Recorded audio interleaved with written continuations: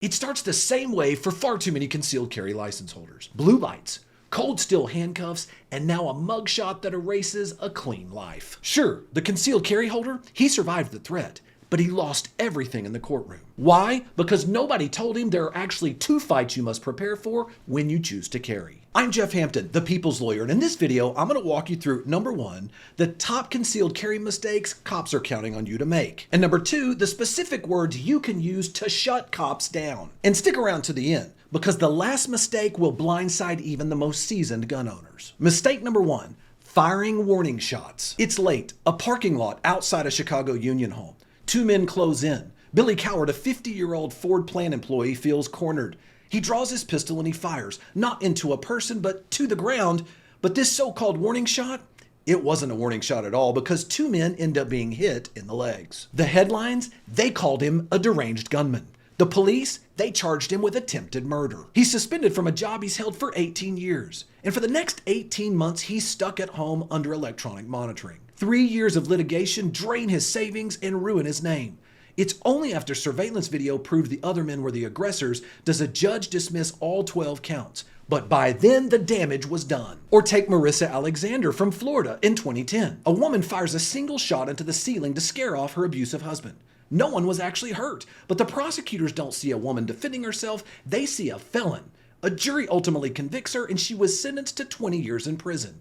It ended up taking an appeal and a change in Florida law before she won back her freedom. But this happened years later. How does this happen? It's very simple. From a both cop and prosecutor perspective, they see it as, if they truly feared for their lives, why didn't they shoot the attacker? Why fire into the air? Because if it wasn't fear, it was only anger, and anger isn't self-defense. Courts treat warning shots as deadly force. And even though Ohio's Supreme Court in 2024 now allows juries to consider warning shots in self-defense trials, it doesn't stop you from being arrested, tried, and ultimately having to potentially appeal the case. So what do you do instead? Do not fire to scare people away. You must only fire your weapon if it's to stop an imminent threat that you are in fear of serious bodily injury or death. If that's not the case, don't fire at all. If the threat disengages, so do you. Step back and call 911. But if firing too soon gets you charged, firing too long could get you convicted. That brings us to mistake number 2, using deadly force too late. Here's the rule. The defense ends when the threat ends. Oklahoma, 2009. Security cameras captured pharmacist Jerome Ersland pulling a revolver from under his white coat. 2 teens rushed in to rob his store. One brandished a gun, so Ersland fired. The would-be robbers dropped, unconscious to the floor. For a moment, Ersland looked like a hero. He saved his life and his co-workers' lives. But then his adrenaline took over. He grabs a second pistol from a back room, walks over to the prone teenager, and fires 5 more rounds. The boy never gets back up. What do prosecutors tell the jury? The first shot might have been in self-defense. The next shots were for revenge and execution. The result? He received a life sentence for his actions. What about the clerk in South Carolina in 2019? Robbers burst into the store and the clerk defended himself. But the surveillance videos showed one of the robbers crawling away wounded. Instead of stepping away, the clerk kept firing shot after shot. So the prosecution and the cops, they framed it as what started as self-defense turned into punishment. The result? A felony conviction. The law is clear. Self-defense depends on what is known as imminence. Oliver Wendell Holmes wrote, in the 1921 case Brown versus U.S., he said, I quote, "Detached reflection cannot be demanded in the presence of an uplifted knife." Meaning, if you fire 1 extra shot in the heat of battle defending yourself, a jury may forgive you. But when the danger is clearly gone, every shot thereafter is a crime according to the Supreme Court. Even police, under the case of Tennessee versus Garner, are not permitted to shoot non-dangerous suspects. So what do we do here? It may actually seem simple, but it can become difficult under stress. Number 1, after using 1 or 2 shots, justifiably, you need to stop and step back and assess the situation. You must ask, is the person still armed? Are they still advancing towards me? If not, stop shooting. You have to then issue this command, quote, "Don't move, drop the weapon." Then, once the weapon has actually been dropped by the assailant, you're going to have to holster your weapon, call 911, and give a short, clear statement of exactly what you just did as the victim. But shooting too late isn't the only danger. This brings us to mistake number 3. Some people, some concealed carry license holders, they pull the trigger too early. Detroit, 2013. 19-year-old Renisha McBride crashed her car. Dazed and confused, she walked to a house for help. She banged on the door, and the homeowner, frightened, raised a shotgun and fired through the door. She died instantly. Prosecutors said there was no weapon, no imminent threat. As a result, Theodore Wafer was convicted of second-degree murder. Or what about the case of Newman Raja in Florida, 2015? Raja, a plainclothes police officer, approached a stranded motorist. He thought he saw a gun being drawn, so he fired, killing the man. In reality, the victim was only reaching for his own lawfully owned weapon, thinking Raja was a robber. The jury then convicted Raja of manslaughter. The lesson here, your fear is not enough. The threat must be imminent and reasonable in order to use your weapon. Finally, what about the tragic case in Louisiana in 1992? It was Halloween night, and 16-year-old Japanese exchange student by the name of Yoshihiro Hattori walked up to the wrong house looking for a party. The homeowner saw a stranger at the door, assumed there was danger, and fired. Tragically, the poor boy died on the porch, and the homeowner was tried and convicted of negligent homicide. His defense at trial, I thought he was a real threat. It didn't work. So what exactly do we do here to protect ourselves? This is what we call the AOJ test. A stands for ability, O stands for opportunity, and J stands for jeopardy. In order for you to use lethal self-defense as a concealed carry holder, all 3 of these must be present. Let's break them down. Ability. Can the aggressor actually cause serious injury or death? We're looking here for a weapon, their size, strength advantage, were there multiple attackers? O stands for opportunity. Was the aggressor close enough and positioned close enough to you to use that ability now? Not behind a locked door, not too far away from you. They must have had the actual opportunity. And finally, jeopardy. Are they, the aggressors, behaving in a way that places you in imminent danger? Are they pointing a weapon at you? Are they threatening you? Are they charging to do something to cause you serious bodily injury or death? Remember, if those 3 don't line up, do not fire. But if pulling the trigger too soon lands you in prison, what about pulling the trigger for the wrong thing entirely? Which brings me to mistake number 4, using your firearm to protect your property. Connecticut, 2024. A vape shop owner by the name of Joshua Mercado is robbed at gunpoint. The robbers flee with cash, but Mercado grabs his pistol and chases them into the street. He fires into their SUV as it speeds away, and one suspect is actually hit in the leg and another in the stomach. Police, they don't see a victim, they actually see Mercado as the aggressor. He ends up being charged with multiple felonies. Why? Because the cops say this isn't self-defense, this is reckless endangerment. The ultimate result, he ends up pleading it down to a lesser charge of assault. That brings us to Texas, 2007, and the famous case of Joe Horn. Joe Horn was at his house as he watched burglars start to climb out of his neighbor's window. Initially, he called 911. The operator specifically told him to stay inside his house. Horn then responded, "I'm not going to let them get away with it." And minutes later, he shoots both men as they're fleeing and they lose their life. The grand jury, they actually declined to indict Joe Horn of anything. They cleared his name completely. How did this happen? Texas is one of the only states under Texas Penal Code 9.42, which permits deadly force to stop certain nighttime felonies. But the prosecutors and the cops, they didn't like it. They said that Joe wasn't protecting life, he was protecting property, and property is not worth a life. Now, most states don't draw a bright line on protecting property like Texas does. And even if they do, you've got to be careful, because even though you may not end up having to be arrested or charged with a crime, you may end up still losing in civil court. For example, in the case of Housley versus Gillum, a man saw a thief stealing his battery from his truck. So he turned around and fired a warning shot at his feet. The problem? The bullet ricocheted and killed the thief. Even though he was cleared under Texas criminal law, he was actually found liable under Texas civil law, and he has a huge money judgment against him. So here's the deal. If someone's stealing your stuff, don't trade your stuff for picking up a felony. Do this instead. Number 1, always secure your property with locks, lights, and cameras. Number 2, be a witness. Write down a description, write down their license plate and the direction they were headed. And then number 3, only use deadly force if your life is at imminent risk. But even if you use force at the right time, saying the wrong words can still bury you. Which brings me to mistake number 5. And this is the mistake that most concealed carriers make without even realizing it. They think it's okay to talk to police without a lawyer. Here's the rule. Anything you say can and will be rearranged. That's right. Not can and will be used against you, but it will be rearranged. For example, Florida 2018. Michael Drecka argues in a parking lot over a handicapped space. He's shoved to the ground. He draws his weapon and he fires. When police arrive, he starts talking. And he doesn't just start talking, he keeps talking. He gives multiple statements without counsel. His details begin to shift a little bit because he's under stress.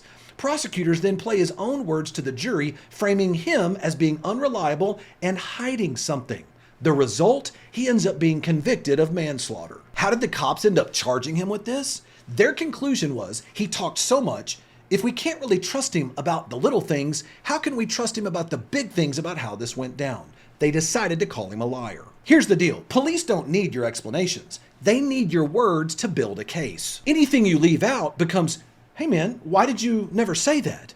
Or any mistake you made now becomes I can't believe you would lie about this. Even innocent admissions, like, yeah, I had a drink at the bar before I got over here, that turns into new charges. And please remember this, nothing you say will actually help you unless you're careful about what you're doing here. But everything you say can be rearranged and will be misinterpreted and rearranged to make you look like you did something you didn't do. So what do we say here if we know cops will try to rearrange everything on us? It's very simple. Number one, officer, I was attacked. I feared for my life.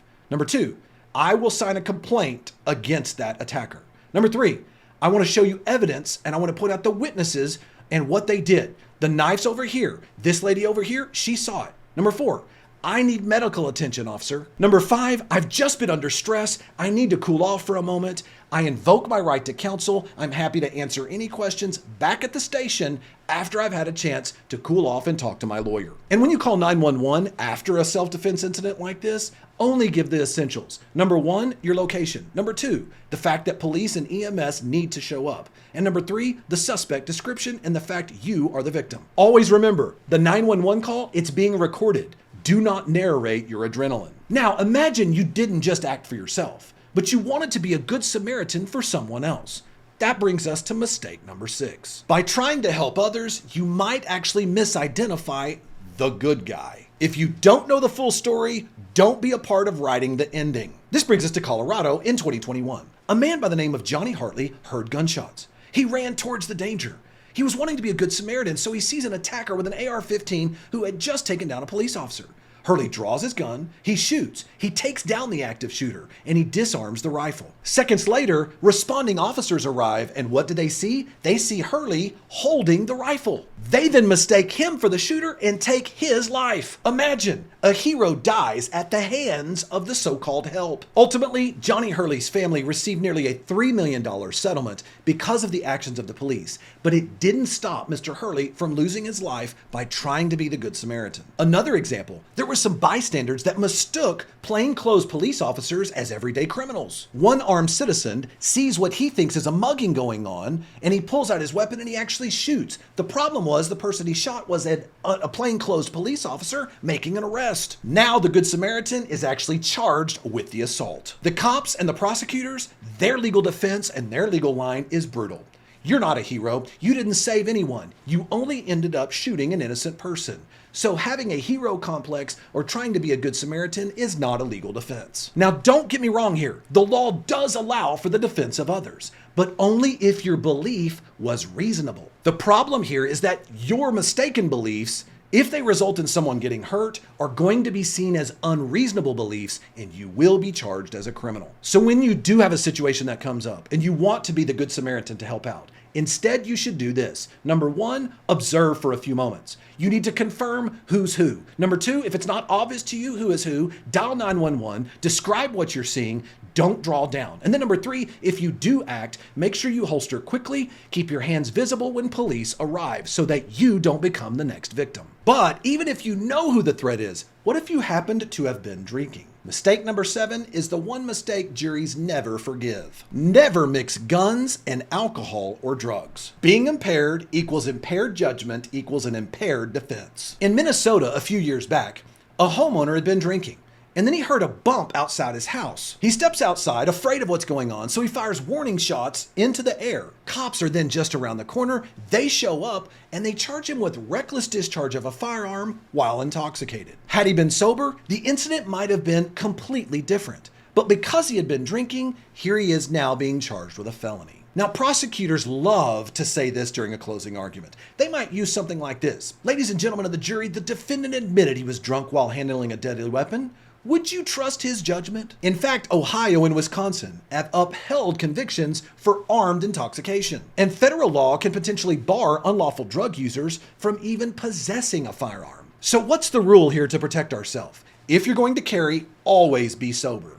If you're going to drink, never carry. And if you're impaired at home and something happens, you better be careful with confronting. I would instead barricade myself in my home, call 911, and wait for the police to make the confrontation. Because when the cop shows up, being buzzed turns reasonableness into recklessness. But if alcohol can destroy your credibility, watch out, because chasing a suspect can actually destroy your case. Mistake number 8, chasing a fleeing suspect can actually land you in jail. Here's your rule. When the aggressor runs, your self-defense, it runs out. Which brings me to Michigan, 2020. A man sees a thief stealing a flashlight from his car. He then chases that thief down the road and shoots him in the leg. The thief, of course he survived, but the homeowner was actually charged with felony assault. But here's the critical part. At the time of the jury instructions, the judge tells the jury that at the time of the shooting, the homeowner was not in imminent danger. So as a result of that, it's going to be very difficult for him to have ever won his self-defense claim. You say, wait a minute, Jeff, what about these stand your ground laws? Well, it is true that stand your ground laws allowed you to hold your ground when you're attacked. But whenever the person flees, whenever they run away, it doesn't allow you to gain ground by chasing them down and now being able to use your weapon. So what exactly do we do instead? Number 1, take down their license plate. Find out exact descriptions and information about the individual. Don't become the pursuer. Number 2, call 911, give the direction and the description of the assailant. And number 3, do not re-engage a fight if you survived. Now, the story might be different if they re-attack, but if they flee, you can't chase them down and use your weapon. And finally, if chasing a fleeing suspect makes you look like the aggressor, playing cop during a situation makes you look like a criminal. This brings us to mistake number 9, and this is perhaps the deadliest trap of them all. Whatever you do, don't play cop. You deciding that you want to play cop and make a citizen's arrest could end up losing your life or end up landing you in jail. What about the famous case in Florida, 2012? We all know the famous case of George Zimmerman, the neighborhood watch volunteer. He was following a teenager against police advice. There was a confrontation, there was gunfire, and ultimately the death of the teenager. Zimmerman ultimately is acquitted, but prosecutors hammered him as a, quote, wannabe cop. After the trial, he became a national villain. And even without a conviction, his actual life was torched. There are countless cases of armed citizens holding other people at gunpoint, making threats to them, holding them for cops, tampering with evidence. When police show up, cops see one guy with a gun acting like he's in charge. And of course, there's only one person in charge when the cops show up, and it's not the guy who wants to make the citizen's arrest.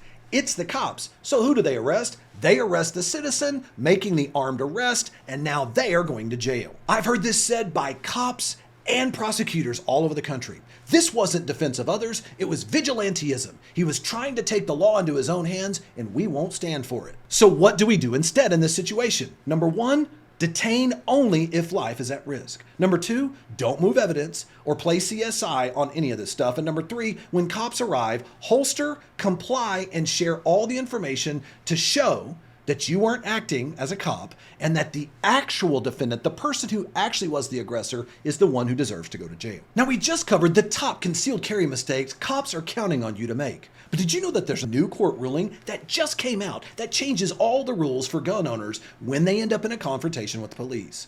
Check out this next video where I break down the top 5 new rules every gun owner must know under this new Supreme Court ruling. See you over there.